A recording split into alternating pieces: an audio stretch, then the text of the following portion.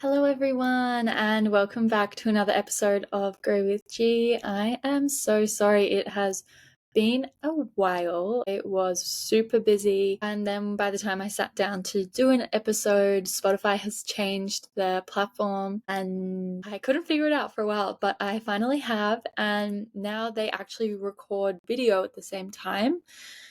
I used to just record on photo booth and upload to my YouTube channel afterwards. So if you prefer YouTube, you can go check it out over there. Now you can watch the video on Spotify, and I'm not sure how this is going to turn out on Apple Music. So if you listen to that there, let me know. So yeah, I've been super busy and I am recording in America where I'm having so much fun.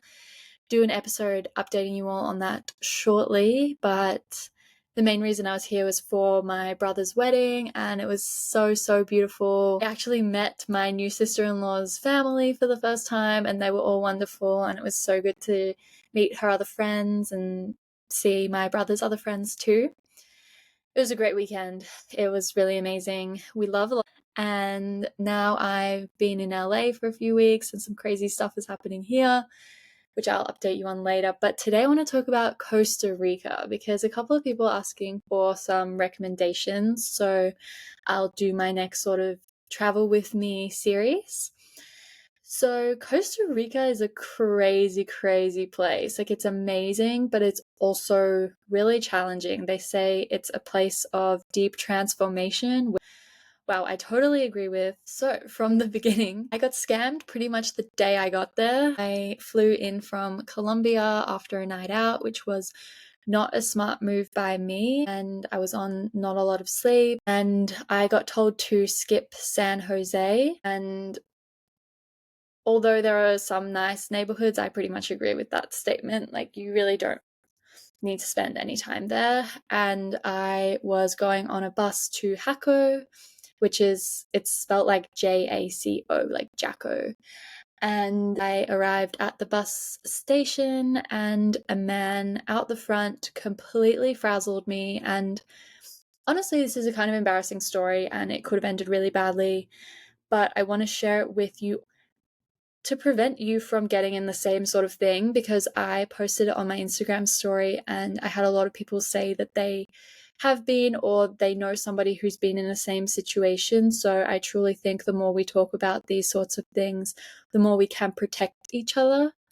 So basically, this man looked super official, and usually everywhere else in South and Central America, there's always been an official person directing you where to go at the bus stations, like head over that way for that bus line and that way for the other. So I truly thought I was interacting with someone like that. And to this day, I'm still unsure if he is official or not, but I think he wasn't.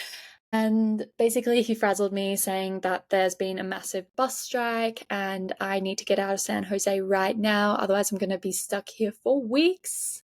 And the price of accommodation is going crazy. And as I'm saying it now, like, I totally should have been on guard, but I think these people have such an art of catching you off guard and really making them believe, they make you believe that you can trust them. And basically, he's like, oh, you have to go to this other terminal to try and get the bus. It's a 30-minute walk that way. And I was like, what? 30-minute walk? I can't do that. And then he's like, okay, I'll help you. And before I even know it, he's just grabbed my bags and his car is like out the front of the terminal. And I just like get in the car, and part of me was like, is this a scam? And I said to him, I don't have any cash, thinking if he was going to scam me, he would want cash. He's like, it's fine. I was like, okay, cool. He doesn't scam me then because I don't have money. And then we're driving around and want to believe that it is a person from the bus terminal because of the spectacle that this was. Like, he would drive me to a bus station, leave me in the car, run in, ask if there was a ticket, and then come back to me and be like, there wasn't one. And he did that a few times, and I did have mobile data, which was really lucky because I was like following him around on maps, asking exactly each time where we were going and sharing my location with my friends. And then it starts to get really bad because I'm sitting in the car and while he's like in the bus stations, and he said, keep the doors locked, put your phone away, do not open the car for anyone. And it was because homeless people were banging on the car while I was in there alone. And it felt so scary and awful to ignore somebody, but I really had no option. And then I started to get a bad feeling like halfway through this, being like, oh, what have I done? This is really bad. And just as I sort of start to get that feeling, he comes back and he's like, okay, so there is a bus that can take you, but you just missed it. So we're going to try and catch it. I'm going to drive you like really quickly. Like, I think we can catch it. And that's when I was like, nope, absolutely not. Get me out of this car. I want to go now. And then he's like, okay, well, maybe there's one more terminal. And he does drive me to another one. And then he was like, okay, pay me now. And I was like, no, sir, you were meant to be helping me. Like, why? And of course, all the worst case scenarios come to my head, but he only wanted 10 US dollars, which is like, is that a scam? I don't know. Like, surely if you're going to scam me, it would be more money, but 10 US dollars is a lot for these people. So could be. And I talked about it with a friend, and she said she lost her phone in a taxi and the guy wanted $20 for it. And it's like, sir, what? So then he dropped me to, I said, I don't have cash. I told you this. And then he drove me to an ATM. And this was just like so scary as well. There was so many scary people near the ATM. I was like, this is all part of it. My card got stuck in the machine, but then it came out and it was all good. I didn't even know what the currency really was, and I was so scared to like accidentally give him more than the $10. So I worked out just to get out the exact $10, and that was it, so that I didn't take out more and then him try to take it off me. So then he drops me to the bus station, and then the bus station, and he leaves, and I'm like, oh my gosh, like just crying at this bus station. Managed to go and talk to someone, and then they need cash. And I'm like, you're absolutely joking. And then I had to Uber to a bus terminal, ATM, and pull out more money and Uber back. And I actually cried to my Uber driver. He was really sweet. And then he was like, I don't think the bus terminal you're at is going to take you to where you need to go. And when he dropped me back at the bus terminal, he fully brought me to the counter, checked with the person in Spanish if it was going to the place, and they all said yes. The driver said yes. And anyway, I get on the bus and I'm just like distraught still, being like, that was so scary. And then the bus drives past my location. Like, it didn't go to where I needed to go. And then I was crying and I was telling the bus driver, like, you told me this was gonna go where I needed to go. Anyway, he like fully stops the bus and like hails down a bus going the other direction, and I was just like, my god.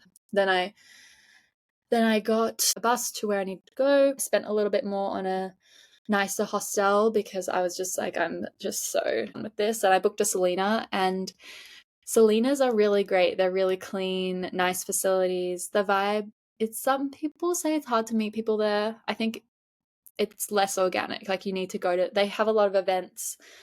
Like, they had a jewelry making thing. Like, I couldn't go to it because I was just like bawling my eyes out. But I was like, that sounds really cute. And it was really cool. I had the whole dorm room to myself. So that was nice. I think I really needed that to just like cry and go to sleep. And the next day I got up and I decided that I'm not going to be defined by that, and I'm not going to let that ruin my Costa Rica experience. So I picked myself off the floor and I had a dance party because I wanted to release all of that stress from me. Highly recommend just shaking things out after those sorts of events happen. You just don't want to store that in your body. And one of my friends who's an expert in that, she said, affirmation you can repeat is, I release these emotions that aren't mine. So I was just sort of doing that to my favorite songs, posted some videos, and I truly felt a lot better. That's the beginning of my Costa Rica adventure. Then I went to Uvita for my yoga teacher training, and actually I should talk a little bit more about Hako. You can absolutely skip it. There is no reason to go. It's kind of trashy nightlife, beachy town. I didn't even go out because of the state I was in. And it was just kind of weird vibes. Everybody that I've talked to about Hakko afterwards is like, yeah, don't need to go at all. I was just like, oh, it's on the way to where I need to be. I don't want to be in Uvita like for so long because I was going to go do my yoga teacher training. So it looked like a good stop on the way. But it's also really hard to get around in Costa Rica. The public buses that you can normally take in every other country that are so easy are just so difficult in Costa Rica, and they're not frequent. Nobody really knows what's going on with them. You can only really do it for short distance, not like between major places, without going to the capital San Jose in between. And I didn't know that until I got there. And they make, well, instead of like taking the public buses, there are these companies that offer shuttles, but it's like a minimum of 50 US, most likely 100 US between any place. So that's just like not really feasible as a backpacker. I know there are a lot of Americans on like max 2 weeks vacation, so for them they pay it, but it's kind of hard place to be backpacking. And yeah, then I got to Uvita, which is really cool vibes. I really recommend it to anyone. It's that vibe of like gluten-free, processed sugar-free cafes, really wellness oriented town. And next to it is a small place called Dominical. That's really good for surfing. I don't surf. I know, crazy since I'm Australian, but I just don't have the strength for it. And it kind of scares me. Anyway, a lot of people go there for surfing, but you can enjoy it even if you don't surf. There are really cute beach markets in Dominical. I think it was Sunday, and Ayahuasca waterfalls, really pretty. And yeah, Uvita is really nice as well. And there's inside the jungle, kind of. So that comes with a lot of crazy energy, and more things kept happening to me. And yeah, go and listen to one of my last episodes called Let It Go, which explains how my things molded over, which is like, this is all I have on me for such a long time, and it feels like my literal home. It's like the one constant in all my crazy chaos. And for a while, I didn't know I had to throw everything out, but I was able to salvage most things. But yeah, definitely go and check out that episode to talk about like why we're so attached to things and how to let it go. The yoga training, I also did an episode on that, like what is yoga. It was amazing, super challenging, yes, and it was like really long days, and then of course all of the difficult things happening as well. You have to be able to handle weird bugs. I'm not a bug girly, bugs freak me out, and there were so many crazy bugs there. It's a lot, but it was a really great opportunity for me to practice everything I've been learning. I really want to like bugs. I really want to like all living beings. There was a lot to practice with when there were bugs literally in my bed. Yoga teacher training was 2.5 weeks, which is really short for a 200-hour training. The days were really long, but it was amazing, and I'm glad I did it. And after then, wow, like I was so ready to leave Costa Rica. I was exhausted. I felt so uncomfortable, and I just felt like things kept happening and I was never able to deal with them at 100% capacity.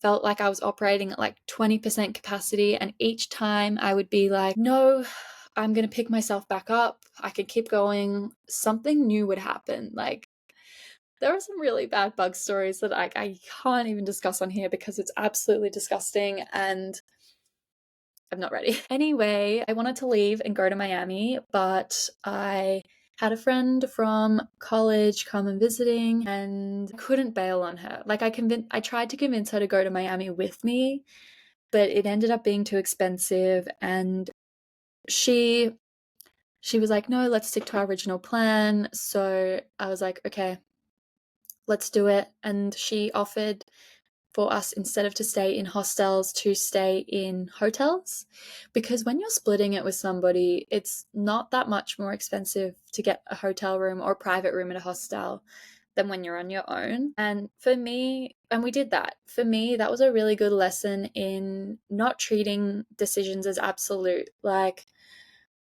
it doesn't have to be stay in Costa Rica and suffer or go to Miami to be happy. You can find middle grounds to improve your situation. And I was able to rest in the hotels, and there were some nice cheap hotels.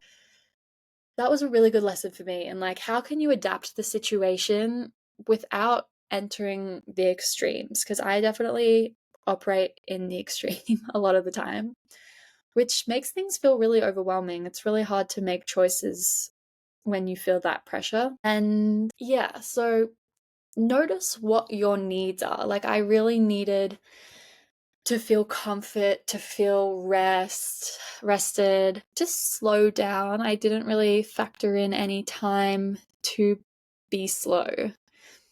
So I got to do that after the teacher training, and then at least it wasn't the like, oh, if I left, the what ifs of like, what if I would have had a fun time staying in Costa Rica? So then we were backpacking together for about 2 weeks, which was really fun. We hit so many places. We went to Manuel Antonio and we saw so much wildlife there. Like, sloths are my friend's favorite animal in the whole world, and we saw one on her first day of being in Manuel.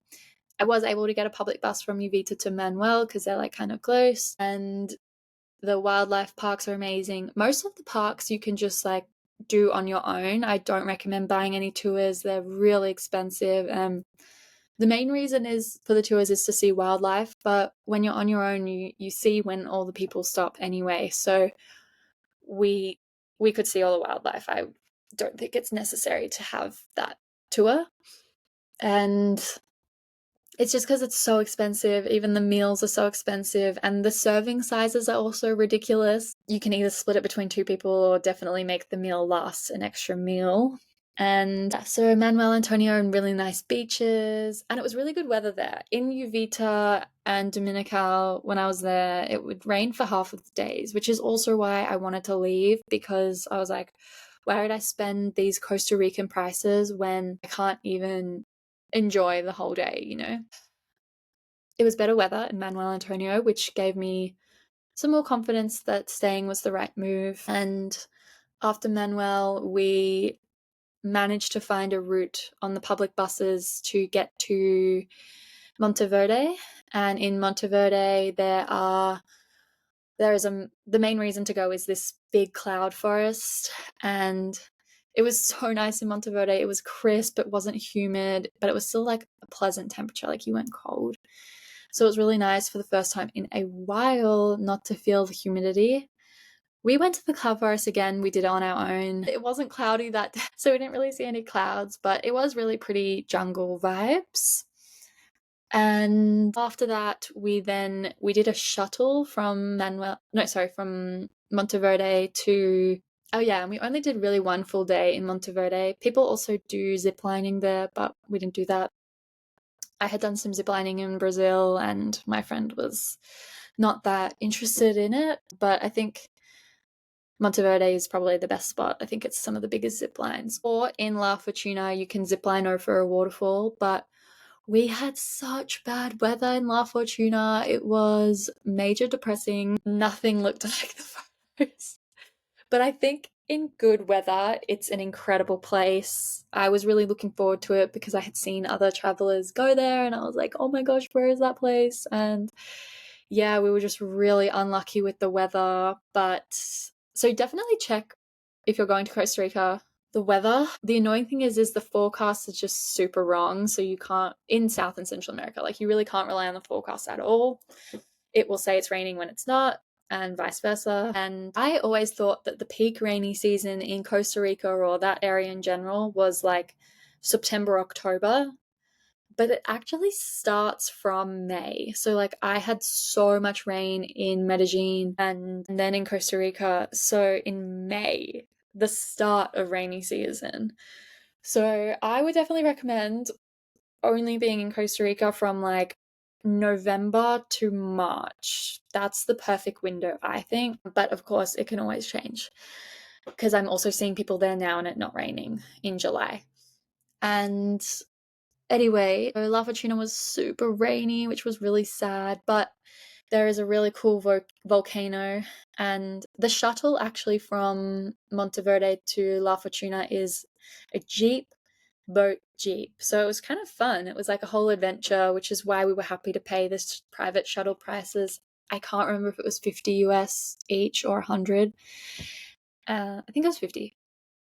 On the boat, you are on a lake which looks up to the volcano Arenal.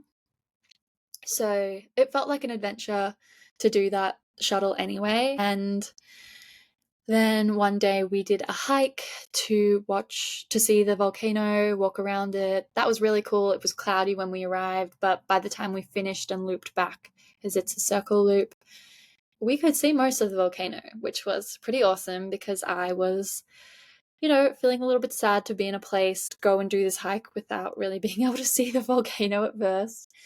But it cleared up, so there's always hope. And then the next day we did a day trip to a place called Rio Celeste. And yeah, it's meant to be this crazy blue waterfall, and it was brown from the rain. So I had to handle a bit of the disappointment of like paying for something and being there and it not being like the photos, but at the end of the day, it's not really a big deal. There are some free hot springs there. And there's also some really bougie, expensive hot springs. I think if it's beautiful weather, it would totally be worth the money. But I think it's called Tabacan. But since it was raining and we couldn't even like lounge out in the sun by the hot springs, we didn't pay because we just didn't see the point in it. And what else was that? I think those are the main things in La Fortuna. You can also do a night walk. We didn't do it because it was raining and we'd already seen a lot of wildlife. And after La Fortuna, we took a shuttle to Santa Teresa because it was quite far and it would have taken a while for us to use the public bus system. This one, I think, was 100 US because it was kind of a whole day of travel, which also involved a ferry. I think we did the ferry on our own on the way back. If you're going from San Jose, you can do it on your own, but I think if you're going from another place, it's just worth paying the shuttle for the convenience and everything lining up because it would be quite a few different buses, a boat, taxi kind of thing. So sometimes it is worth it if if you have a bit of a time limit, because we only had the 2 weeks together. Santa Teresa is so cool. One of my favorite parts of Costa Rica. The weather was beautiful again. We stayed at a Selena, we got a private room again, and we actually got upgraded to this whole family suite thing, which was incredible. And Santa Teresa is a really cool vibe. There is a lot of those sort of boho cafes, and the beach was beautiful. And it was really what we needed after a couple of days of just rain. So super happy that the weather was great there by the beach. We honestly didn't really do any activities there. We just spent so much money on food. Before we got to Santa Teresa, I was like, wow, we haven't spent that much money. And then I spent so much in Santa Teresa. It's really expensive. Yeah, especially in contrast to Colombia. Like, it was crazy expensive and kind of the same prices, or if not more expensive than the US. Like, it was depressing. And we just kept eating and getting treats and smoothie bowls and smoothies and stuff. So yeah, we didn't really help ourselves either there in that situation. There's not a lot to do, but just hang out by the beach. Surfing is really popular there. The waves are super gentle and a lot of yoga to do there as well. I was a little yogaed out from my yoga teacher training, so I didn't really do that much in general after the training. And yeah, and then we were trying to use the public bus system to get from Santa Teresa to San Jose, and it actually worked out. We thought we had to start that process in Montezuma, so we did one night in Montezuma, which feels like Santa Teresa before it got overdeveloped. Like, Santa Teresa, so many building developments are popping up, like it's really growing quickly. I liked that it still had an element of the original Costa Rican vibe, but it still had some of those nice Western cafes. But Montezuma really felt like Santa Teresa before it got developed. It was way quieter. It was not as many sort of cafes. Honestly, I would skip Montezuma. I would not really recommend it to anyone unless there's somebody who's like, oh, I love that super authentic vibe and I don't like, nice iced coffee. That's the only person I would recommend Montezuma to. And from Montezuma, yeah, we were able to there was like a bus that went direct from Montezuma to San Jose. That was like public, but it also involved the ferry again, and that was so much cheaper than the private shuttles. So I recommend looking into that. You could do it in one day from Santa Teresa. We just didn't know that because it was only showing up from Montezuma. So definitely look that up. Let me know if you're going, if you need extra info on that. Happy to share. And going back to listening to your needs and adjusting situations, when we were getting the bus from Santa Teresa to Montezuma, it was so hot in the sun waiting for the bus, and the bus was about an hour late, which is pretty unheard of for Costa Rica. Like, apparently they're actually super on time. And I just remember standing in the sun with my backpack, feeling horrendous, feeling annoyed about the bus not being there. We were so tired, and we were just so annoyed about the bus coming late. And I think when you're in those states of mind, it is so easy to stay in them and to add layers and layers to it. But what I realized is, okay, like, why am I annoyed? Like, I'm annoyed the bus is late. I can't really change that. I'm annoyed because I'm standing in direct sunlight in the heat with all of my stuff. And I really took a moment to check in with myself and be like, what can I do to make the situation better? Instead of just latching onto the annoyance and the frustration, like, is there any step I can take to diffuse this? And I thought about, like, well, why don't I watch a show? I put a show on and I moved into the shade. I put my backpack down. And as I'm explaining this right now, it feels really trivial to just be like, I watched a show to feel better while waiting for something.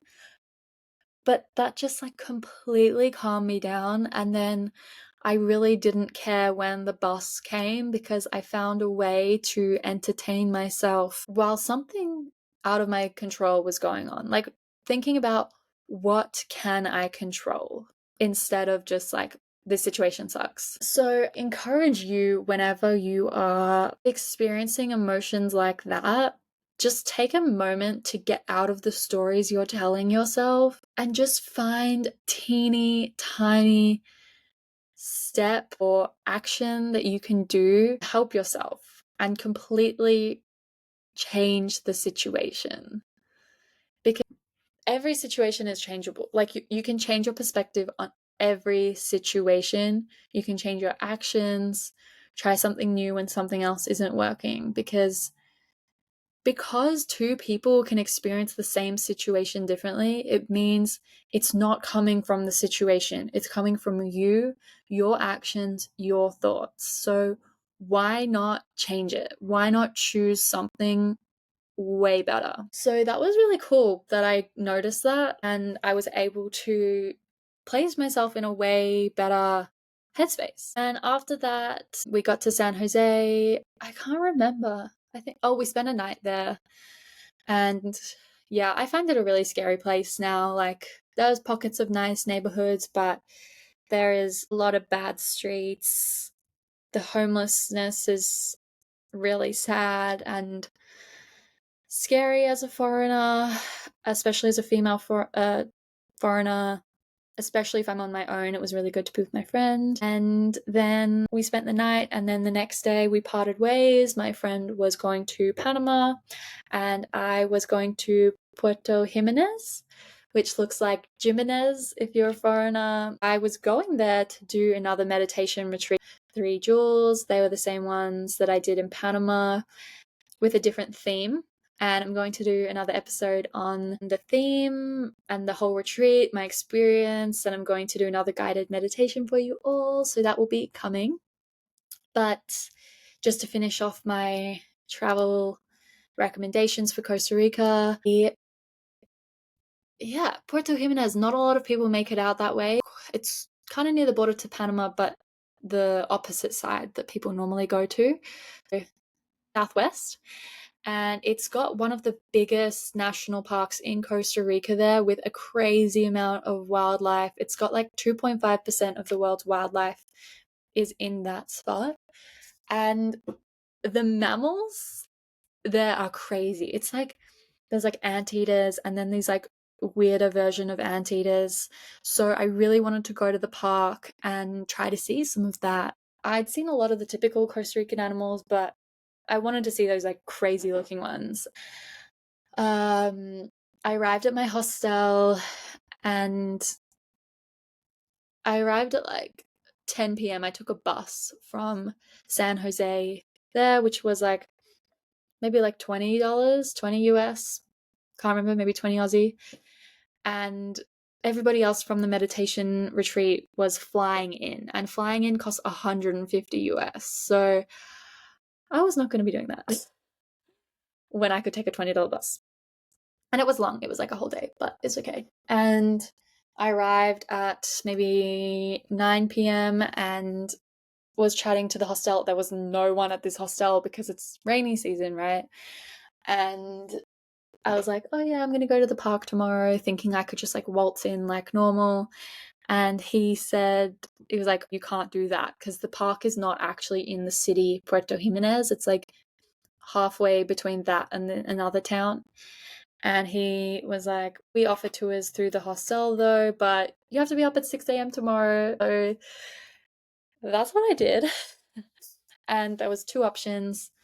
I think I stayed at a place called Tiki Hut Hostel, maybe, or Palpaula Hot Hostel. And there was two options. There was a 1 day thing or a 2 day thing. And I was like, well, 2 day, I have 2 days here. And it was kind of like a rundown town. So I was like, there's not a lot I can do here anyway. May as well do the 2 day thing and see a bunch of wildlife. So yeah, before I knew it, I was up super late packing my bag for this jungle thing. It was kind of crazy. The next day I had a lot of indecision about, oh shoot, I should have just done the 1 day. Like the jungle was so intense in Uvita, like why am I doing a 2 day jungle thing? And I was really indecisive about that and was trying to like change it on the day of, but then feeling bad, being like, oh, like I can't bail last minute because they've probably planned everything. So I stuck with the 2 days and it was really crazy. The first day, it was just me and the guide, but it was really cool. We did like a whole jungle safari thing. We spotted a lot of wildlife. We had really cool conversations. He is clairvoyant and he was telling me that he gets dreams of when people are going to die. And which was really crazy, but like I totally believe that there are people out there like that. And it was really interesting to talk to him about it. I can find death kind of scary to talk about, but I'm really trying to change my perception of it, and my spiritual studies are helping me get there. So once I change my relationship to it, I will do an episode on that. But it's really cool. He also said he can read people's minds, which was really crazy because I was going through so many moods where I was like super happy that I was doing the 2 day jungle thing, and then I got served a really poor lunch when they like promised me, oh, you can have all your meals included.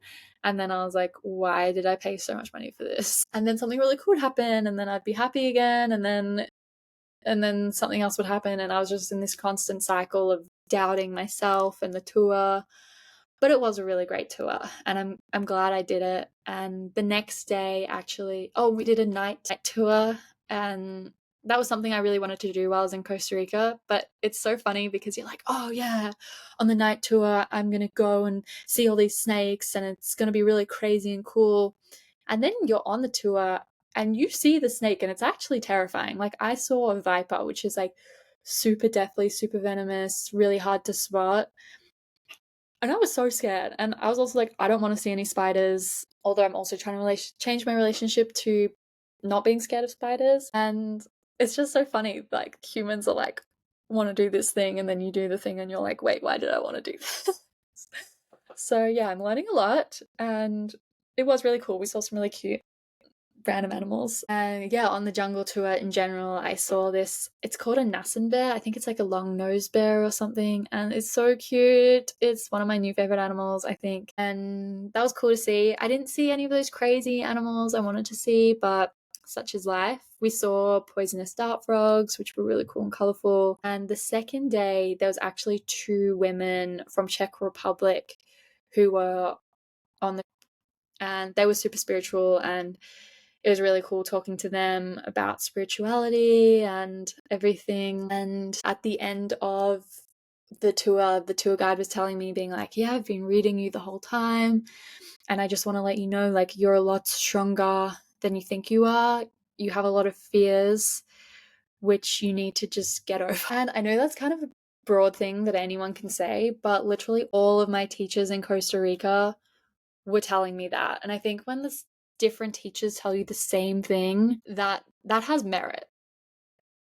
Out of all the things anyone could say, the fact that all the teachers are overlapping with the same thing, I'm like, okay, yeah, like I really do doubt myself, and I want to be more confident, and I don't want to be as fearful. I don't want to have as much anxiety or doubt anymore. So gotta figure out how to do that. So yeah, that was a really cool experience. And then I went on the meditation retreat, which I'll talk about later. And then we had a couple of days in San Jose before I left. So all in all, Costa Rica is a crazy amazing place. It's so wonderful, such cool wildlife. If you love sloths, it's the place for you. If you love the jungle, it's the place for you. But it really does come with its challenges. It's not the easiest place to travel. It's expensive, and it really helps to know a little bit of Spanish, because I was so thankful that I could speak Spanish. I really got away with not knowing Spanish in Colombia until I did the language course, of course. But in Costa Rica, it was really helpful to have a bit of a base. I found that less people spoke English there, which is kind of weird because of how many American tourists there are there. And yeah, it's kind of weird that like a lot of the popular places in Costa Rica aren't actually owned by Costa Ricans, and that's why it's so expensive. Like, it's been developed by other foreigners. It is kind of hard to find like an authentic popular place just because they have been overdeveloped by the tourists. But I really did love it, and I really do recommend it. Just be ready. So thank you so much for listening. This has been a long episode because I think there was a lot of crazy stories to go through. But yeah, let me know if you're planning on going, if you want any more tips. Make sure you buy all of your things before Costa Rica. Like, bikinis are like $100. So don't plan on buying anything in Costa Rica when you can buy it for $10 in Colombia. I love you, and I'm sorry for how long this took to record, because I missed doing it and I wanted to do it. I just couldn't figure out the software, but I figured it out. I'm so happy. Love you. Bye.